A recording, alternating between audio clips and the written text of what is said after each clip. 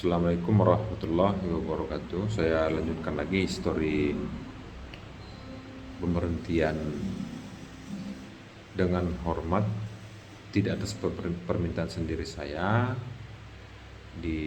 sebagai ASN. Setelah saya pindah ke BPTJ, seperti biasa saya bersosialisasi, kemudian bergaul, ngobrol-ngobrol lah dengan kawan-kawan baru. Dan setelah itu di bulan September 2016 ada nota dinas dari Direktur Prasarana BPTJ. Pada saat itu yang menjabat adalah Bapak Muhammad Rizal Wasal, yang sekarang jadi Dirjen Perkeretaapian. Nota dinas tersebut nomor KP titik 004 garis miring 185 garis miring 9 Romawi garis miring KPRAS garis miring 2016 tentang penunjukan pejabat pembuat komitmen dalam kurung PPK Direktorat Prasarana BPTJ, di mana unit kerja saya pada saat itu adalah Subdit Prasarana Perkeretaapian di Direktorat Prasarana BPTJ.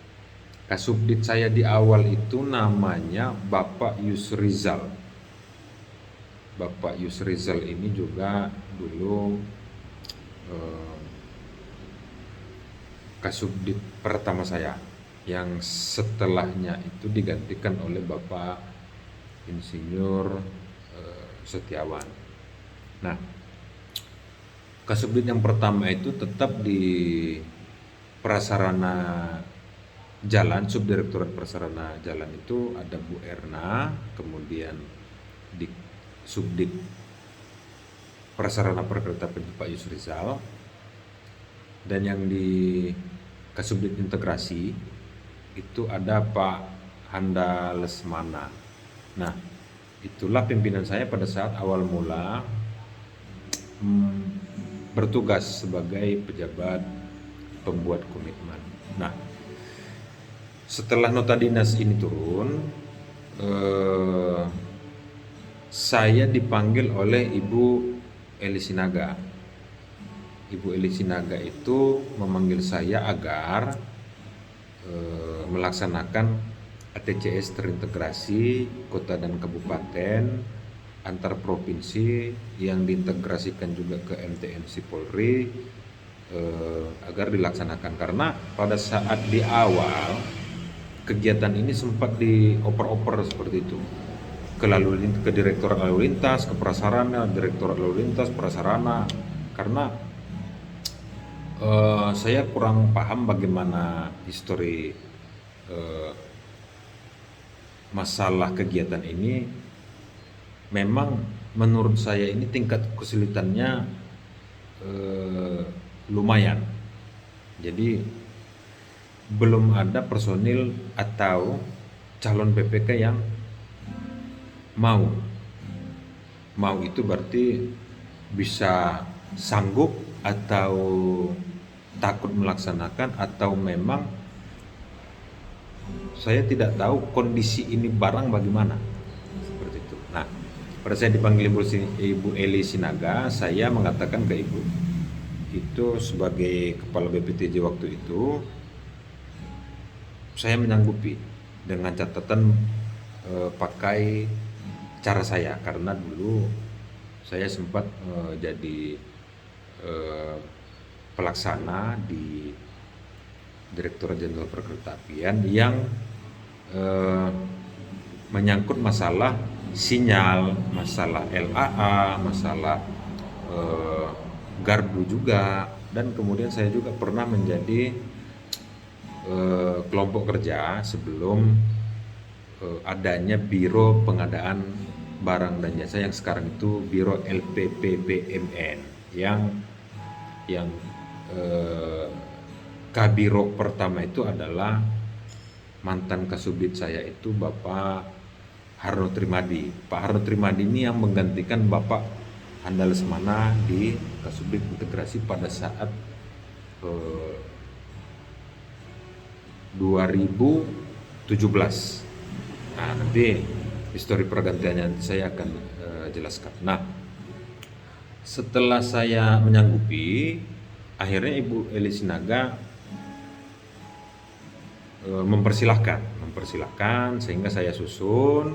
Pada awalnya itu tidak ada studi di ATCS karena saya melihat dan menelusuri, saya izin ke Ibu dan Bapak Direktur agar ini barang ATCS, pengadaan barang ini agar diberikan anggaran untuk melaksanakan studi. Jadi saya melakukan studi and build dalam 1 tahun. Dalam 1 tahun saya diberi waktu untuk melakukan studi itu selama 3 bulan. Kemudian setelahnya saya lakukan pelaksanaan. Nah, hasil kegiatan tersebut menurut saya itu berfungsi, tapi tetap kita kembalikan kepada tim pemeriksa di akhir, karena sampai saat ini mungkin rekan-rekan, kawan-kawan atau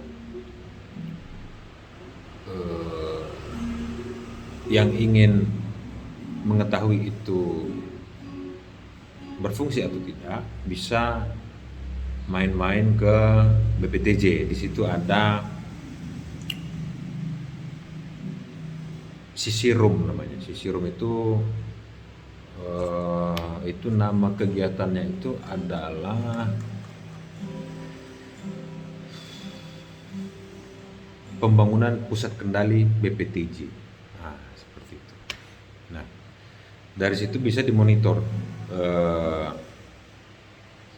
area traffic di Jabodetabek yang pada saat itu yang dilaksanakan adalah koridor Jalan Raya Bogor dan koridor Jalan Raya Bekasi dari Kabupaten Kota Bogor, Kabupaten Kota Bekasi ke arah DKI.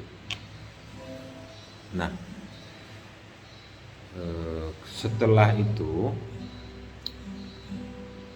saya melaksanakan kegiatan ini. Awalnya sih berjalan dengan lancar. Sebelum Kasubdit saya itu berganti, yang awalnya itu Bu Erna sebagai prasarana darat BPTJ, Subdit prasarana darat, prasarana jalan masalah, kemudian Kasubdit prasarana perkeretaapian dan Kasubdit integrasi BPTJ. Yang awalnya Bu Erna, Pak Yusrizal di perkeretaapian dan Pak Handa Lesmana di Kasubdit integrasi. Nah,